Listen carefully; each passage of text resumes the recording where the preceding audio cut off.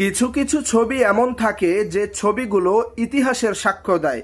এই ছবিগুলো ঠিক তেমনই যেন জামায়াত ইসলামের সাক্ষ্য হয়ে দাঁড়িয়েছে। এই ছবিগুলো যেন বারবারই বুঝিয়ে দিচ্ছে জামায়াত ইসলামী তার শুরুলগ্ন থেকেই দেশ ও মানবতার কল্যাণে কাজ করেছে।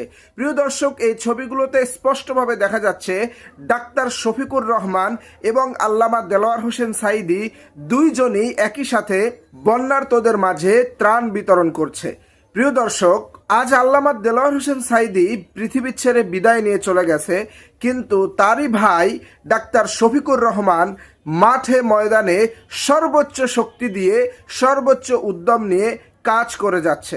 ইনশাআল্লাহ খুব দ্রুতই ডাক্তার শফিকুর রহমান প্রধানমন্ত্রীর আসনে বসবে ইনশাআল্লাহ, এবং সেই আল্লামা দেলোয়ার হোসেন সাঈদী সাহেব রহমাতুল্লাহ আলাই এর জামাত ইসলামী বাংলাদেশের প্রথম সরকার গঠন করবে ইনশাআল্লাহ।